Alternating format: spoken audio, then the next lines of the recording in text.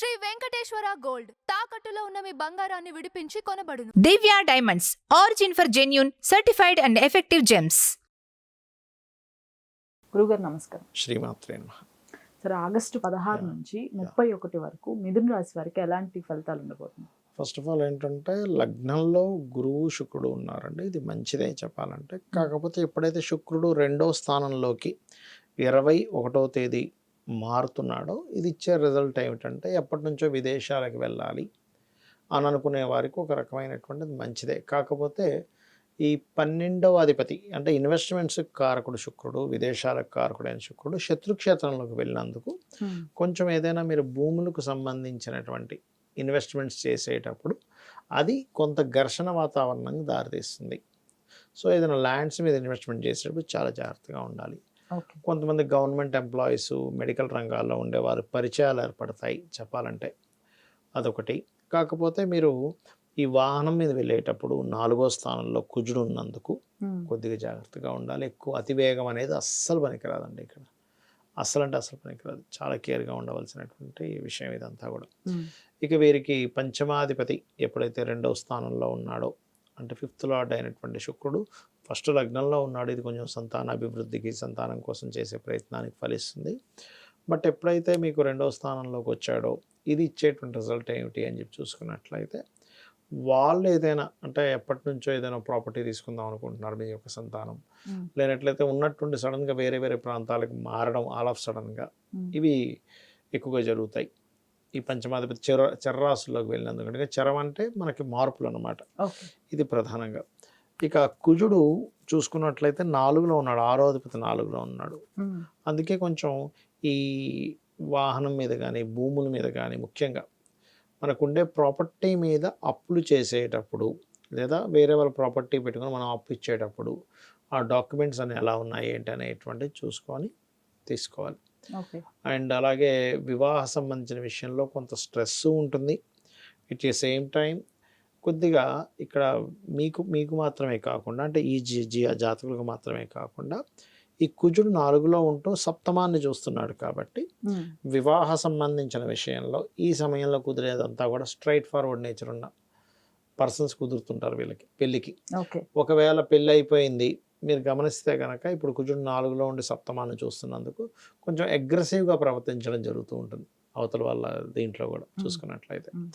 And అలాగే ఉద్యోగ అవకాశాలు అయితే వస్తాయి. అందులో ముఖ్యంగా మార్కెటింగ్ రంగాలు, బ్యాంక్స్, టీచింగ్స్, కన్సల్టెన్సీ సెంటర్స్ ఇట్లాంటి వాటిల్లో ఉండేటువంటి వారికి ఖచ్చితంగా కొత్త అవకాశాలు రానున్నాయి వీరికి చెప్పాలంటే. ఇక వీళ్ళు ఎక్కువగా చేయవలసినటువంటిది లలిత అమ్మవారి యొక్క ఆరాధన, ముఖ్యంగా పాలతో అభిషేకం కనుక చేసినట్లయితే లలిత అమ్మవారికి అన్ని విధాలు బాగుంటుంది వీరికి. ఓకే, అంటే గోచార ఫలితాలు కాకుండా నార్మల్గా అసలు ఎలా ఉండబోతుంది? అంటే నార్మల్గా అంటే వాళ్ళ పర్సనల్ చార్ట్స్ చూసుకోవాలండి ఎప్పుడైనా కూడా. అంటే ఇవి మనం ఇప్పటివరకు చెప్పుకున్న గోచారము.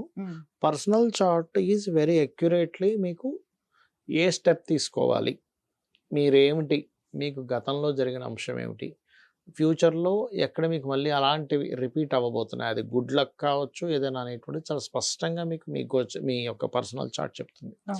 అందులో చాలామందికి సందేహం ఏంటంటే ఇక్కడ పర్సనల్ చార్ట్ నిజంగా ఎందుకు చెప్పించుకుంటాం అనే క్లారిటీ చాలామందికి లేదు.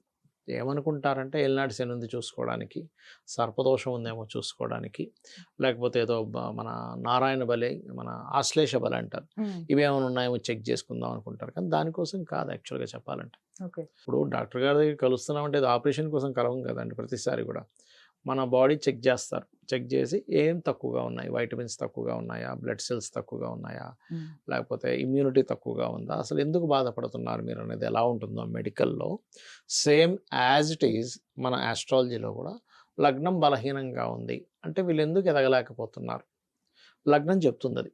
మీరు ఎందుకు ఎదగలేకపోతున్నారు, మీరు ఏ దేవతా ఉపాసన చేస్తే, లేకపోతే మీరు ఏ రంగాల్లోకి వెళ్తే మీరు హైలైట్ అవుతారు లైఫ్లో. ప్రతి ఒక్కరికి ఒక డ్రీమ్ ఉంటుంది, నేను ఒక మంచి సక్సెస్ అవ్వాలి లైఫ్లో అని. కానీ ఎలా అవ్వాలనేది చెప్పేది ఆస్ట్రాలజీ. అలాగే ప్రతి ఒక్కరికి ఫైనాన్స్ చాలా అవసరం.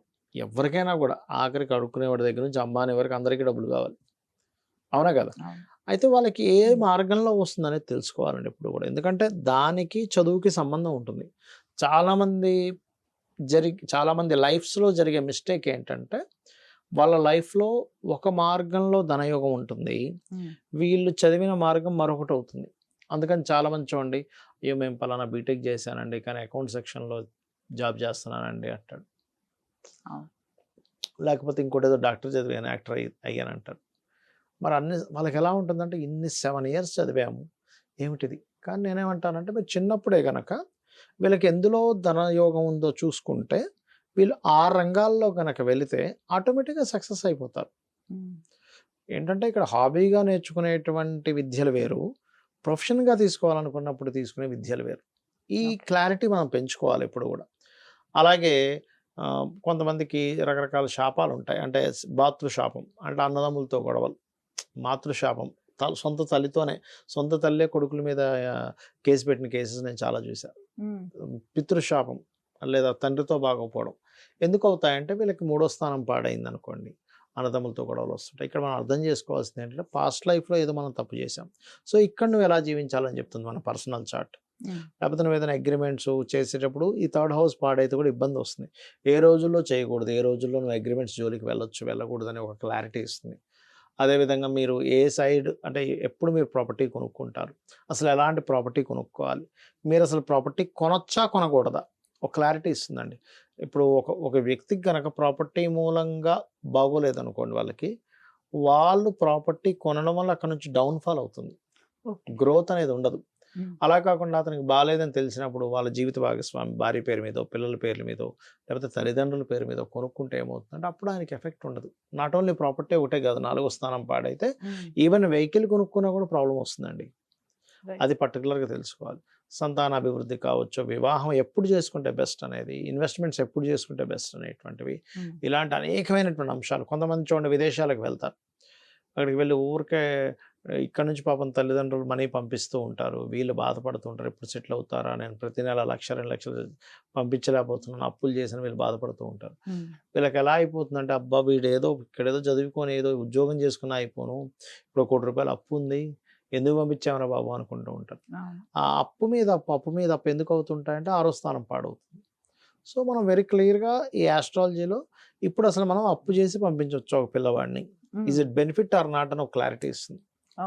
ఇప్పుడు 1 కోటి రూపాయలు అప్పు చేసేసి పంపించి అబ్బాయికి అది పనికిరాక వీళ్ళకి అదేమి కాకుండా మళ్ళీ రిటర్న్ వచ్చేసి ఇక్కడేదో తర్వాత ఒక జాబ్ చేసుకుంటూ ఉండేదానికంటే ఈ అప్పు చేసి పంపించే ఇది మనకు ముందే తెలిస్తే వీళ్ళు 1 కోటి రూపాయలు సేవ్ అవుతారు కదా.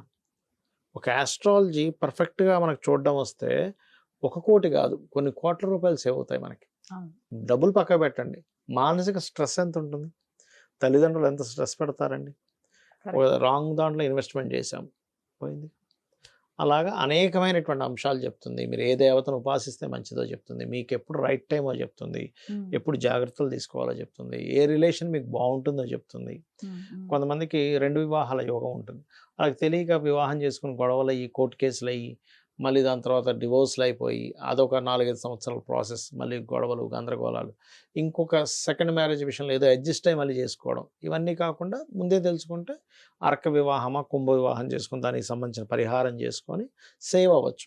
అంటే ఇక్కడ 2 ఫ్యామిలీలు, ఆ అమ్మాయి కావచ్చు అబ్బాయి కావచ్చు, వాళ్ళ స్ట్రెస్ ఇవన్నీ కూడా తగ్గుతున్నాయిగా.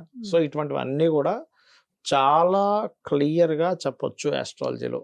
సంశయించుకుంటున్నాం, డౌట్ఫుల్గాను చెప్పాల్సిన అవసరం లేదు. రైట్ సార్, ధన్యవాదాలు. శ్రీమాత్రే నమః.